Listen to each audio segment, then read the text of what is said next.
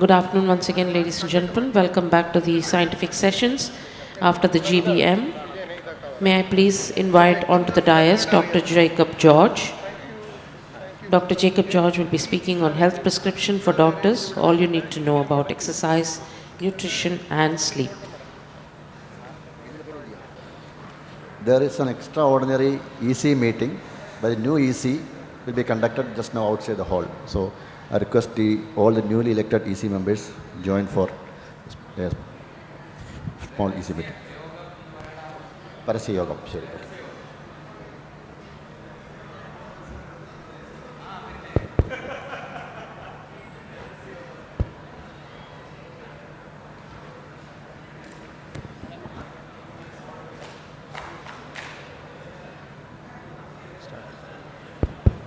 Good afternoon all. I thank Dr. Bibin for inviting me for this talk. I also congratulate Dr. Bibin and Dr. Injin and their team for organizing such a wonderful conference. Now, I am presenting 7 basic essential concepts of fitness. And I give you the word that if you practice at least 2 or 3 out of these 7 concepts, your health and fitness will improve by leaps and bounds. Okay. So these are our disclosures. See, when it comes to fitness, many of these fitness concepts may not be backed by scientific studies because they have not been tested in scientific studies. So some concepts in this talk are based on scientific studies. Some concepts are based on experience of the fitness community, and some concepts are based on my personal experience. Now, as you all know, there are 3 pillars of physical health. One is sleep, other one is nutrition, and the third one is exercise. Now, before I go to concept 1 and 2, I'll just ask you 1 or 2 basic questions. Let us see, anyone can answer that. This is not a health scientific question, this is a fitness question. Which organ in the human body is referred to as the organ of longevity? Can anyone answer this? Yes. Well, anyway, fitness community doesn't think so. Okay, if you Google, you will get the answer immediately because this is a very well-known concept in the fitness world. If you have your phone with you, just Google. By the time I will ask the second question. Now, this you can't Google because this is my question. Which 2 organs in our body protect us against all lifestyle disorders? I mean, you may not agree with what the fitness community thinks. The organ in the human body which is referred to as the organ of longevity is the muscle. Now I'll explain when I come to muscle why it is so. And the 2 organs which shield us from all lifestyle disorders are the muscle and the gut microbiome. So based on these questions, we'll go to the first concept. First concept is protect your gut microbiome at any cost. That is the first concept in health. And this you can protect, you can do by increasing the dietary fiber in your food.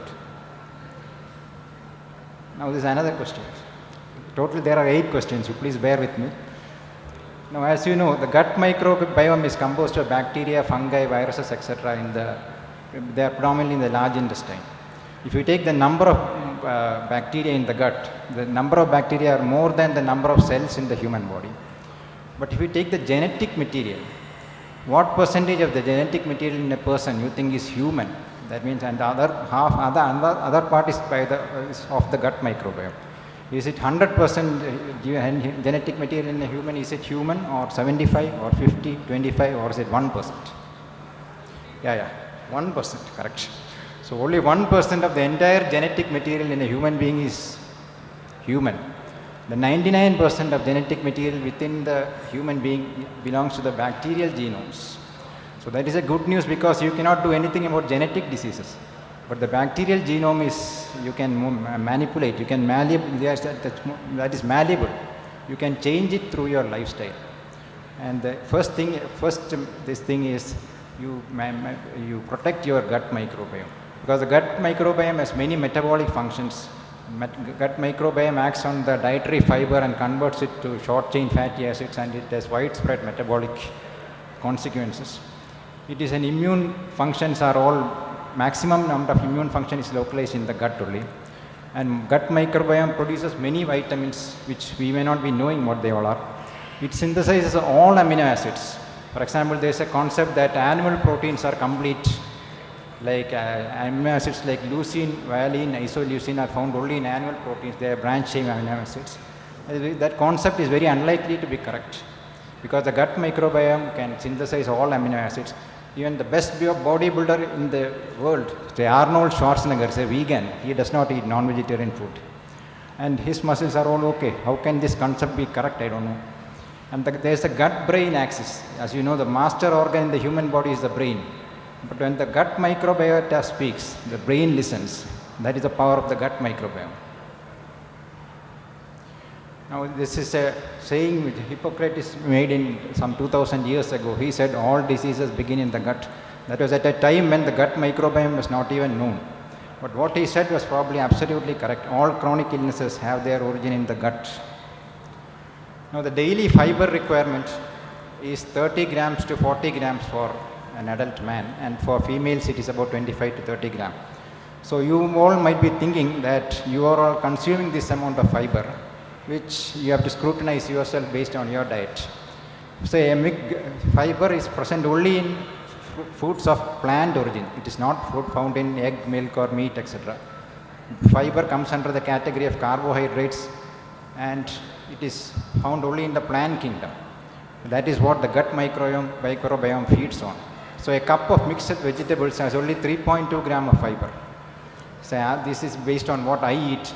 Almonds has only 4 gram per 40 gram, walnuts has 2.8 gram, cashew has 1.3 gram per 40 gram, peanuts has 3.6 gram, chia seeds has 3.4 gram. But these chickpeas, green gram, Bengal gram, that is our vella kadala, this cherupayar, vanpayar, this karata kadala, they are a very rich source of fiber. Strawberries has only 100 gram per 2 gram, apple has only 2 grams. So if you take white rice, 100 gram of raw rice has only 0.4 gram. If we cook rice and eat, you might be able to eat only 50 grams in one meal. That will have less than 1 gram of fiber, hardly any fiber. Brown rice has 100 grams, raw rice has 3 grams. So if you eat 100 grams of brown rice, it will be 1/3 of that raw weight. It will be about 1 gram only. So daily fiber requirement is a very, very tough thing to meet. If you take your diet and if you calculate your fiber based on what is available in the net, you will find that most of the people are fiber deficient. For example, there's a diet called SAD, S-A-D. I don't know whether anyone has heard. SAD stands for Standard American Diet. The Standard American Diet, the average fiber requirement is only 12 gram. And if you see population in the US, above 50, most 75% are insulin resistant. That is because they have very poor fiber content in their diet. Now, concept 2 is protect your muscles. So you have to have adequate protein intake, and you have to do strength training. So first we'll talk about protein intake. Now we have been taught during our MBBS days that the protein requirement for an adult is 0.8 gram per kg per body weight, but that is not the current concept. The current concept is that the minimum requirement is 1 gram per kg per body weight. And if a person is active, like he is saying doing athletic activities, or if he is doing bodybuilding, the requirement goes up to 1.5 to 2 grams body weight. So again, if you take protein, if you are eating non-veg food, it is very easy to meet the protein requirement.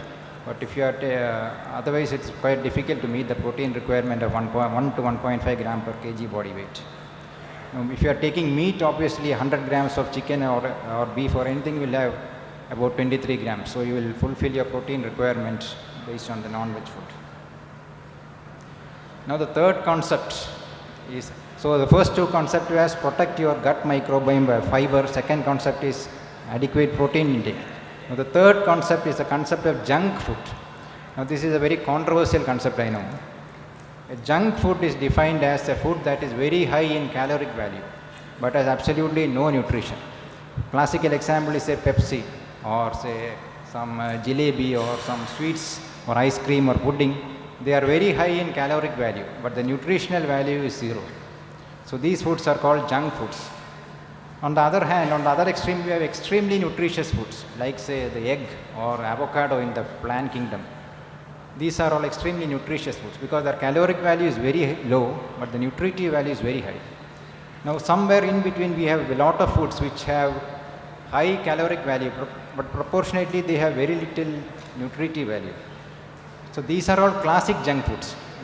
No one can ever eat these sort of foods. If you eat, you will develop a fatty liver within no time. Even children develop fatty liver in the US eating all these junk foods. These are very popular, well-known junk foods. I think all doctors know. But there are some foods which are popularly eaten, which are also junk. These include things like rice, chapati, bread, dosha, idli, appam, puttu. All these are junk foods because these have very high caloric value. The nutritive value is very pathetic. For example, if you take 100 grams of cooked rice, it will have say maybe 0.5 gram of fiber or 1 gram of protein, and it has a caloric value of say 500 calories. So it's absolute waste to eat rice. Instead, if you take an egg, it has caloric value of 60 or 70, but it will have a fiber, but it will have a protein content of 6 grams.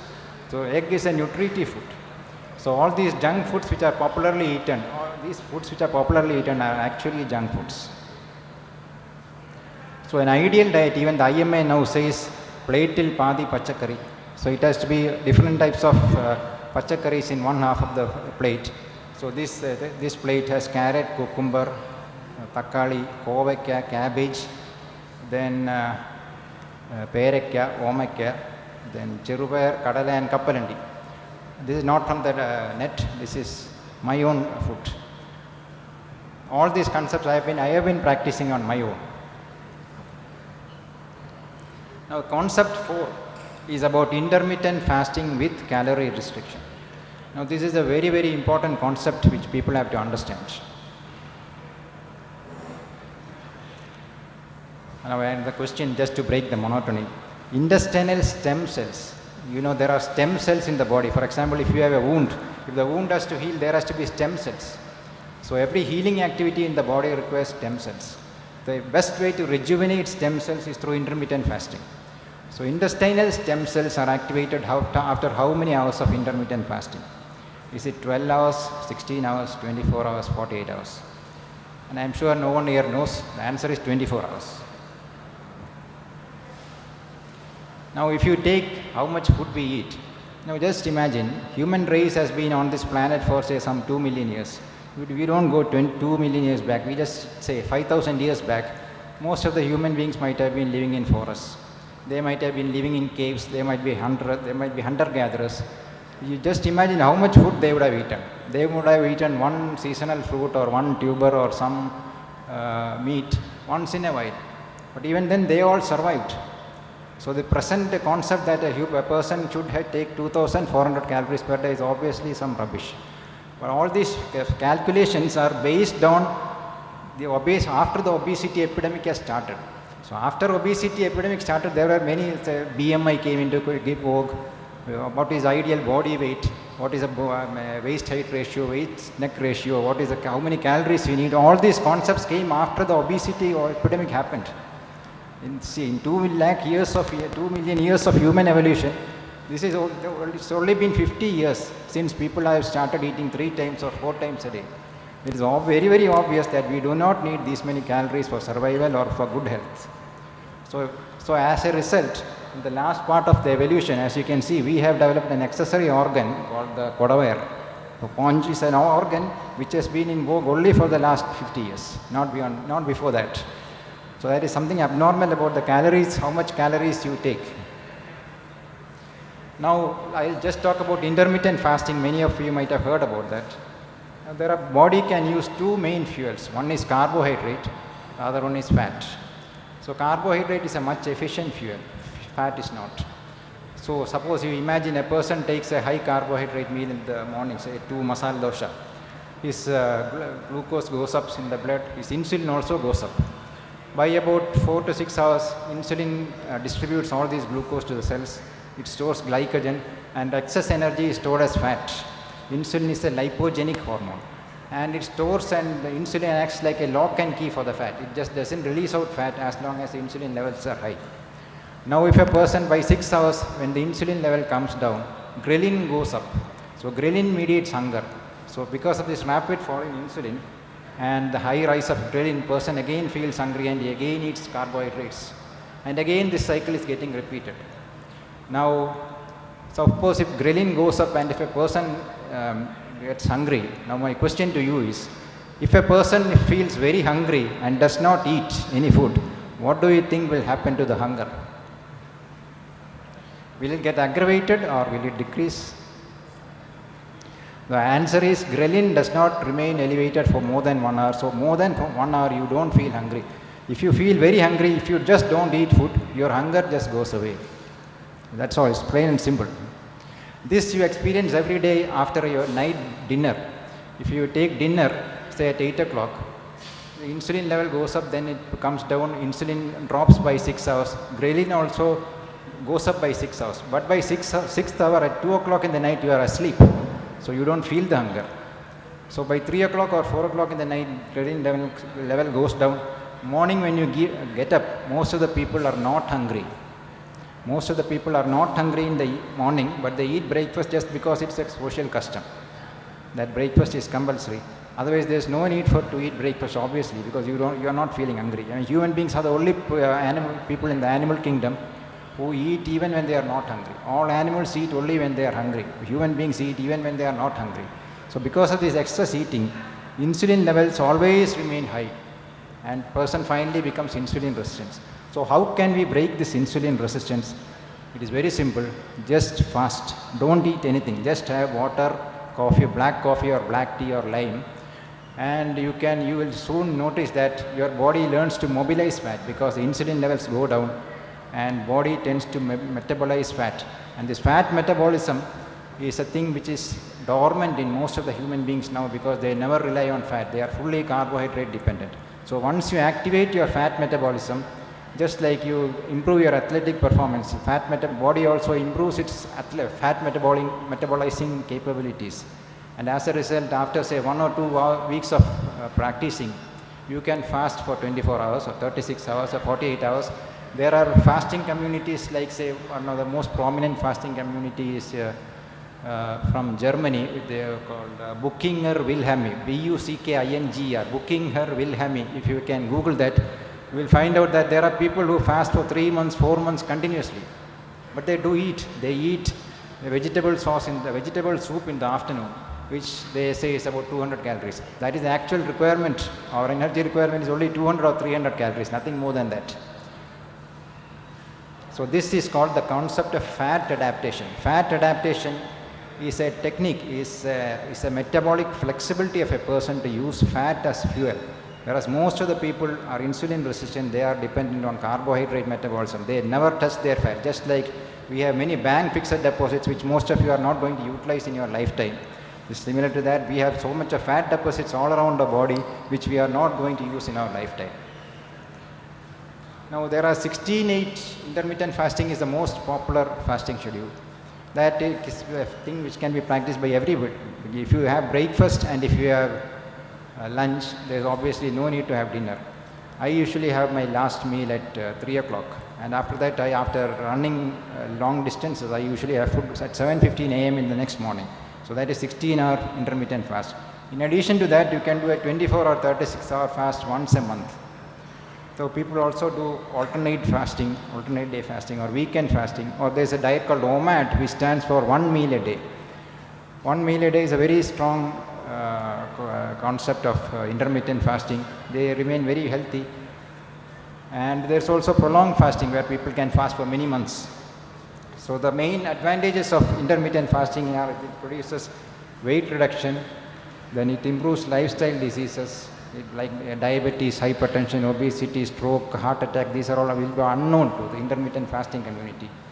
Then it activates autophagy. That means cell proteins which are already damaged get recycled or get reconstructed. That is called autophagy. Then it activates stem cells. It improves gut bacterial diversity. It improves immunity. It improves testosterone level. It improves growth hormone levels. You see, growth hormone is a very expensive hormone. But the natural way to improve your growth hormone is to do intermittent fasting.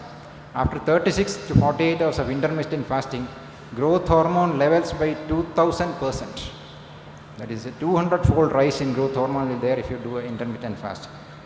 And even in well-established scientific journals like NEJM, New England Journal of Medicine, have published articles on intermittent fasting and the value of intermittent fasting in lifestyle disorders. But the real importance of intermittent fasting is that it activates autophagy or cells protein recycling, as a result of which all your junk in your body gets recycled. Now we'll break. Which scientist won the Nobel Prize for Medicine or Physiology for his discovery of mechanisms of autophagy? So this autophagy was a concept which won the Nobel Prize. He was a Japanese scientist called Yoshimori Osumi. Osumi, that is his name. Now concept 5 is aerobic exercises. So the first 4 concepts were regarding food only. Now concept 5 is exercises. Now as you know, there are 5 types of exercises: aerobic exercises, strength training, balance exercises, flexibility exercises, and leg agility exercises. These are the 5 types of exercises, out of which maximum work has been done in aerobic exercises and also on strength training, but not in the other aspects. So we are ready to know what will be the impact of the other exercises, but all of them are good for health, there is no doubt. So aerobic exercises include brisk walking, running, cycling, or trekking, or swimming, or any other activity. Now the next now the next question. Name 3 fitness parameters that always predict increased longevity. Pardon? Very good, very good. So the answers are, one is a VO2 max, another one is resting heart rate, and the third one is grip strength. So the VO2 max and resting heart rate are based on aerobic exercises, and grip strength is based on strength training. And VO2 max is the maximum amount of oxygen a person can utilize while doing an aerobic activity, or like running fast or cycling. It is a arteriovenous difference in oxygen multiplied by the heart rate. So it's very intricately linked to the heart rate. Youngsters have a very high heart rate compared to older people. So youngsters obviously have a higher VO2 max. But higher the person's VO2 max, higher will be his longevity. The second one is resting heart rate. The lower your resting heart rate is, the more will be your longevity. And from the strength training world, it is grip strength, which is the most important marker of longevity. And grip strength can be easily accessed by this exercise called the dead hang. And you just hang from a bar. You just see how long you can hang. Most of the general population cannot hang more than 10 seconds even, I'm sure. But on an average, an athlete will be able to dead hang for 1 to 2 minutes. Now, benefits of aerobic exercise is not something which I need to tell. I think every doctor knows that. The short-term benefits are break from daily routine and feel-good factor. But the long-term benefits are, it decreases the risk of heart diseases, it decreases the risk of cancer, increases stamina, decreases BP, lowers body fat, decreases risk of diabetes and all lifestyle disorders. Also decreases the risk of arthritis.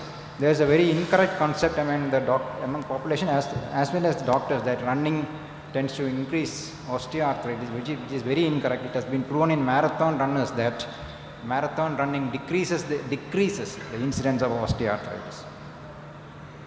Now there are different heart rate zones for training. We will not go into that. So the zone 2 training is when a person exercises at 50 to 60% of maximum heart rate. That is the most ideal for fat burning. Whereas highest heart rate is good for racing, that will be more of aerobic metabolism. There are 2 adverse effects of cardio. One is person can do it to start overtraining because of the feel good factor. People get addicted to this aerobic exercises. And secondly, if you do overtrain aerobic exercises, you are likely to lose your muscle mass. Now the 6th concept is resistance training or building muscles. As again, I am telling the fitness is just 20% exercise, 80% it is nutrition, nothing else. The main advantage of strength training over aerobic exercise is that it changes body composition. So imagine, suppose a person is 100 kg, and if he does cardio and if he controls diet and comes down to 50 kg. At 100 kg, he had 40% fat, and he had say 30% fat, and he had some 20% muscle mass. When he comes down to 50 kg also, it will be same. It will be 30% body fat, 20% muscle. he might lose muscle, he might come down to 18% muscle, but his overall weight decreases, but the muscle mass does not increase. So if you want to increase your muscle mass, and if you have to have weight loss at the same time, if you want to lose weight, you want to lose fat, but you don't want to lose muscle. Muscle is the organ of longevity. In that case, you have to do strength training. So this is what is called changes body composition. It also changes metabolism because muscle is the most expensive organ in the body, one of the most expensive or most metabolically active organ in the body. So if you invest in muscle strength, over the long term your BMR will increase, and finally over the long term you will see that weight loss is much easy to maintain if you do strength training. Now concept 7 is sleep. That's a very important aspect of health. Now sleep, I think most of you might be unfamiliar with sleep. Sleep is divided into non-REM and REM sleep. So non-REM includes light sleep, that is N1 and N2, and N3 and N4 refers to deep sleep, and REM sleep is the next thing. Now this is from neurology. The lymphatic system of the brain, that is the clearing system, waste dumping system in the brain, works most efficiently in which of the following behavioral states? A is alertness while performing a cognitive task. 5 more minutes. B is light sleep, C is deep sleep, and D is REM sleep. So the answer is deep sleep. So deep sleep, one of the, as I told in the first slide, deep sleep is the fountain of youth. When people are young, when people are kids, kids, they sleep, they just deep sleep. They don't wake up. Whatever noise you make, they don't wake up.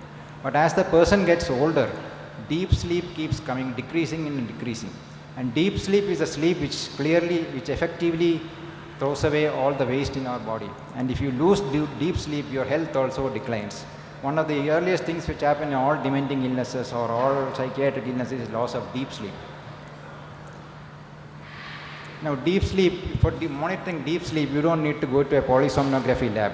There are so many fitness watches available now. All of them have this sleep app. If you wear this device on your hand and sleep, next day morning you will get to know your deep sleep.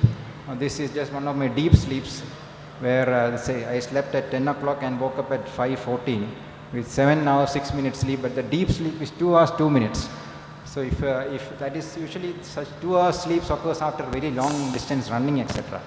So if you don't exercise, if you are mostly sedentary, then this deep sleep dramatically falls. If you get a fitness watch and monitor your deep sleep, you will just be disappointed. It will be 30 minutes or 40 minutes. It is very difficult to maintain a deep sleep of 1.5 to 2 hours. Now sleep is important for consolidation of memory. It has efficient function of lymphatic system. So all the waste materials in the brain should be thrown out. Otherwise it will accumulate and will result in this dementia called Alzheimer's dementia. Sleep deprivation increases the risk of myocardial infarction. It decreases testosterone levels. It decreases immune functions, especially the natural killer cell function. In this, say 4 hours of sleep, within 1 day, for 1 day of 4 hours sleep, decreases the natural killer's activity by 70%. So that is a decline in immunity you will experience if you are depriving yourself of sleep. Similarly, the genes are modulated by sleep. So if you sleep deprive yourself, immune system activating genes come down, whereas tumor promoting genes go up, inflammation genes go up, cardiovascular disease go up. So sleep deprivation also increases the risk of cancer. And 1 night of sleep deprivation is sufficient to increase beta amyloid accumulation in the brain by a significant degree. And beta amyloid accumulation in the brain causes this disease called Alzheimer's dementia. Now I am coming to the end of my talk, 2 minutes left. Now you can test your understanding of this talk if you answer the next question. Now a person with BMI 27 wants to lose weight, but he wants to lose only body fat and preserve his muscles.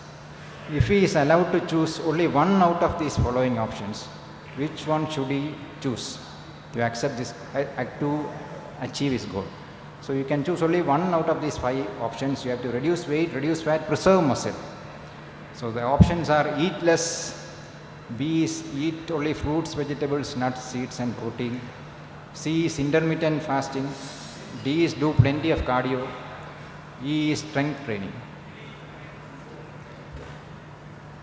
So do plenty of cardio as an option. I have already explained. You will lose muscle also. You will lose weight, you will lose fat, you will lose muscle also if you do plenty of cardio like swimming, cycling or running. You have to do strength training also. But if you do strength training alone and you don't stick to basic dietary principles, you will still have significant amounts of belly fat. If you eat less, you will lose weight, you will lose fat, you will also lose muscle. If you do intermittent fasting, that is a controversial thing. Many studies say protein, muscle mass may be preserved. But my personal experience is that muscle mass will lose. You will lose muscle. So the best way to achieve this goal is eat only fruits, vegetables, nuts, seeds and protein. If you eat protein, you will not lose your muscle mass. And fruits, vegetables, nuts and seeds are things which you cannot overeat. So you cannot put on weight. You will lose weight in the long term. So the correct answer is B. Eat only fruits, vegetables, nuts, seeds and protein. Even if you don't want to exercise, you can do this option. But the ideal thing, you have to do all 5 at one time, at the same time. Now there are 3 people here. First person is a runner. He looks very good compared to our usual standards. But as you can see, he is not giving enough attention to his diet, as you can see from his belly fat. On the other, the person 3 is a great runner. You can see from his quads and legs. But you see his upper body is wasted because he is not doing strength training or is not eating sufficient protein. The middle person is obviously a bodybuilder. So he is doing strength training. He is also eating sufficient protein. He is also probably very mindful of his diet, otherwise he will never be like this. But he will not be, but there's a difference between 2 and 3 is that 3 will have a high VO2 max and a very low heart rate. The person 2 will have a very good grip strength. So there are some more intricate things into this. If you activate more of your muscles, that activates a gene called mTOR, which is known to reduce longevity. So each will be having its own benefits and side effects. So do not just take home these 7 points, but implement it in your life. Eat 30 grams of dietary fiber every day. Eat 1 to 1.5 gram of protein every day. Do not eat junk foods. Practice 16/8 intermittent fasting daily. Do a prolonged fast once a month. Do 45 minutes to 1 hour of cardio every day. Do 20 to 30 minutes of strength training every day. Maintain sleep regularity so that you will be able to maintain your deep sleep 90 minutes to 2 hours a day. Now, thank you for your patient listening. I think my time is up, but I will still explain this slide.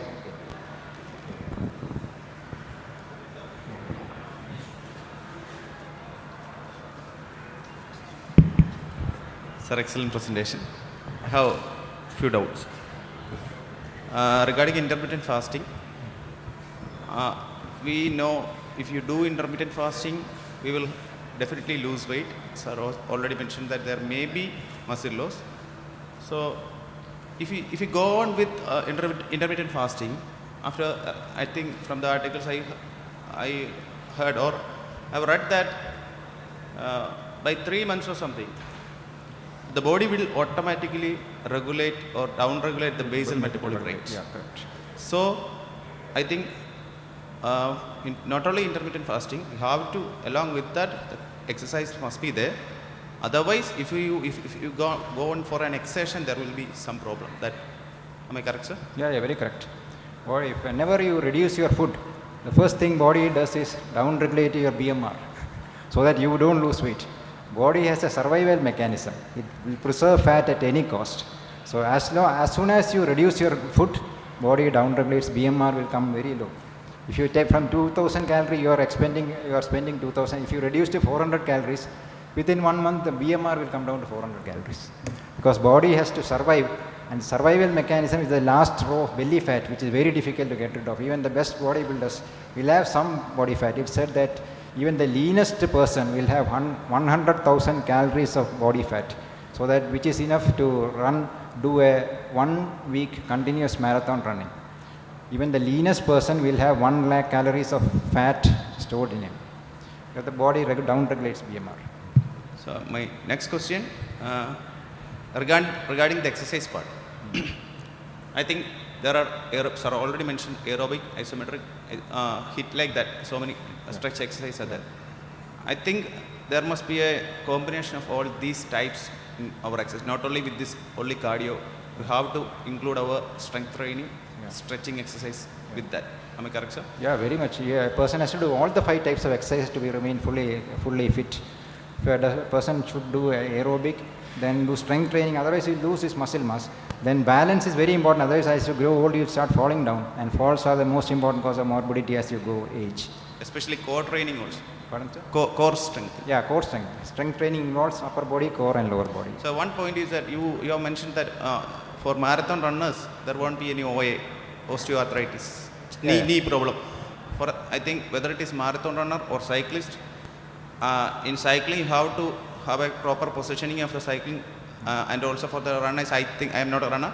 I think you need to have a good shoes, right? So in our roads and all are not. No, there are many experienced runners who are barefoot runners only. The shoes part is not a very important thing. So there are a lot of experienced runners in marathons who are barefoot. But some of these, triathlons and all, they don't allow barefoot runners. But usually there are very many barefoot runners. They say that is very advantageous because there's contact with the ground that activates the peripheral nervous system. That's their theory. I don't know. The thing is that our roads are not that even or like the other countries. So I think to quote a celebrity, Milind Soman is a barefoot runner. Milind Soman. Thanks. Very inspiring talk, straight from the muscle, not from the heart. Okay. Thank you so much. Just one question. Being a surgeon, we may lose sleep in between, maybe because of sick patient, maybe an emergency surgery during the night.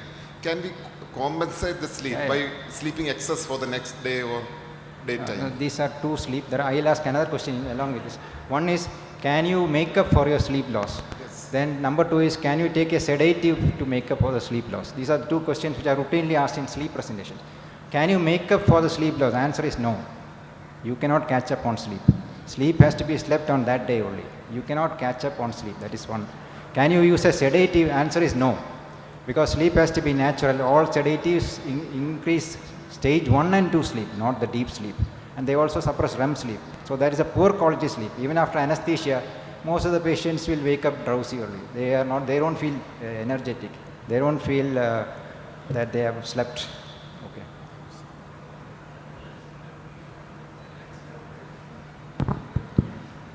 Thank you. Thank you very much, sir.